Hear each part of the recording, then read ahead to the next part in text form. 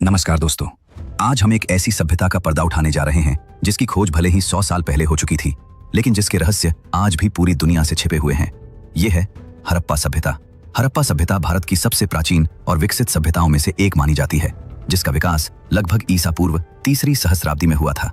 ये सभ्यता अपने समय की नगर योजना, स्वच्छता व्यवस्था और सामाजिक संगठन के कारण अद्वितीय मानी जाती है, लेकिन इसका अस्तित्व आधुनिक दुनिया के सामने बहुत देर से आया। हजारों वर्षों तक ये सभ्यता मिट्टी, रेत और नदी की गाद के नीचे दबी रही और लोगों को यह तक पता नहीं था कि पंजाब और सिंध की धरती के नीचे मानव इतिहास का इतना बड़ा अध्याय छिपा हुआ है। हड़प्पा की खोज कोई योजनाबद्ध पुरातात्विक अभियान नहीं थी, बल्कि यह एक ऐतिहासिक संयोग था जो ब्रिटिश काल में रेलवे लाइन के निर्माण के दौरान सामने आया।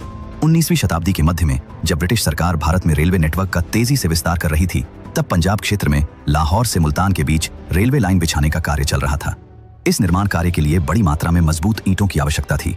आसपास के गांवों में काम करने वाले मजदूरों और ठेकेदारों ने देखा कि हड़प्पा नामक स्थान के पास जमीन पर पकी हुई ठोस और एक समान आकार की ईंटें बड़ी संख्या में फैली हुई हैं।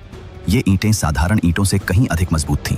ब्रिटिश इंजीनियरों ने बिना इनके ऐतिहासिक महत्व को समझे इन्हीं ईंटों को रेलवे लाइन की पटरियों के नीचे बिछाने के लिए इस्तेमाल करना शुरू कर दिया।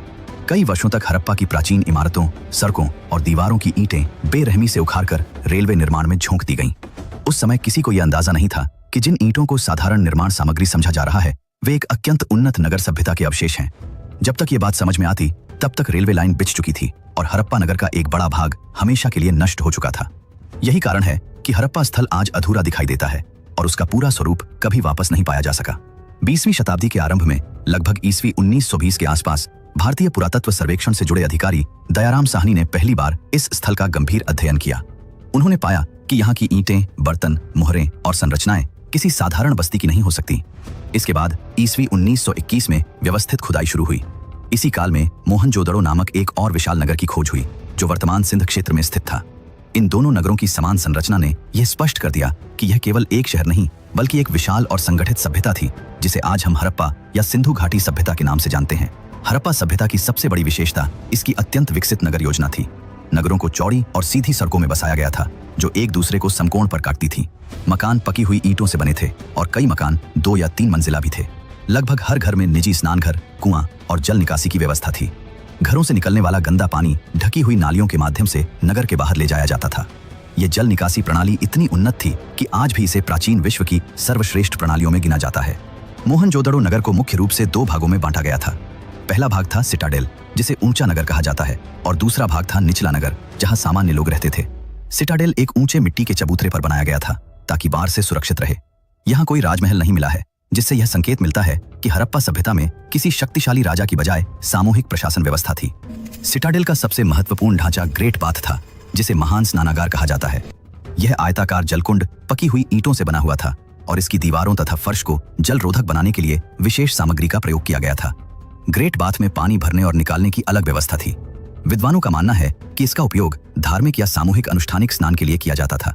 यह संरचना हड़प्पा सभ्यता में स्वच्छता, अनुशासन और धार्मिक चेतना के महत्व को दर्शाती है। हड़प्पा सभ्यता केवल नगर योजना तक सीमित नहीं थी। यहाँ के लोग कृषि, पशुपालन और व्यापार में भी अत्यंत निपुण थे। गेहूं, जौ और कपास की खेती की जाती थी।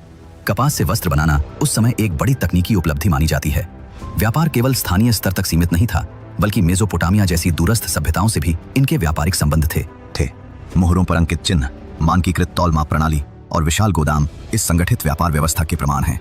हड़प्पा सभ्यता की लिपि आज भी इतिहास का एक अनसुलझा रहस्य बनी हुई है। मोहरों और बर्तनों पर अंकित चिन्हों को आज तक पूरी तरह पढ़ा नहीं जा सका है। इसी कारण इस सभ्यता की राजनीतिक व्यवस्था और धार्मिक विश्वासों के बारे में हमें केवल अनुमान ही लगाने पड़ते हैं। फिर भी उपलब्ध अवशेष ये संकेत देते हैं कि समाज अपेक्षाकृत समानता पर आधारित था और सामाजिक वर्गों के बीच अत्यधिक भेदभाव नहीं था। अब प्रश्न उठता है कि इतनी विकसित और संगठित सभ्यता का अंत कैसे हुआ। पहले यह माना जाता था कि किसी विदेशी आक्रमण के कारण इसका विनाश हुआ, लेकिन आधुनिक शोध इस सिद्धांत को अस्वीकार करता है। खुदाई में बड़े पैमाने पर युद्ध, आगजनी या हिंसा के स्पष्ट प्रमाण नहीं मिले हैं। विद्वानों का मानना है कि इसके पतन के पीछे मुख्य रूप से प्राकृतिक कारण थे। सिंधु नदी और उसकी सहायक नदियों का मार्ग बदलना इस पतन का एक प्रमुख कारण माना जाता है। समय के साथ कुछ नदियां सूख गईं और कुछ ने अपना रास्ता बदल लिया, जिससे कृषि व्यवस्था प्रभावित हुई। कहीं बाढ़ ने नगरों को नुकसान पहुंचाया, तो कहीं लंबे सूखे ने जीवन को कठिन बना दिया। जलवायु परिवर्तन के कारण वर्षा का स्वरूप भी बदल गया, जिससे खाद्यान्न उत्पादन घटने लगा और व्यापारिक ढांचा कमजोर पड़ गया। हड़प्पा सभ्यता का अंत अचानक नहीं हुआ, कुल की यह एक धीमी और लंबी प्रक्रिया थी। लोग धीरे धीरे बड़े नगरों को छोड़कर छोटे गांवों में बसने लगे। नगरों की साफ सफाई और रखरखाव पर ध्यान कम होने लगा। नालियां जाम होने लगी और निर्माण कार्य की गुणवत्ता गिरती चली गई। ये सभी संकेत एक महान सभ्यता के पतन की ओर इशारा करते हैं। अंततः हड़प्पा और मोहनजोदड़ो जैसे नगर पूरी तरह वीरान हो गए। समय के साथ मिट्टी, रेत और नदी की गाद ने इन नगरों को ढक लिया। हजारों वर्षों तक ये नगर धरती के नीचे छिपे रहे, जब तक कि रेलवे लाइन के निर्माण ने अनजाने में इस सभ्यता को फिर से आधुनिक दुनिया के सामने उजागर नहीं कर दिया।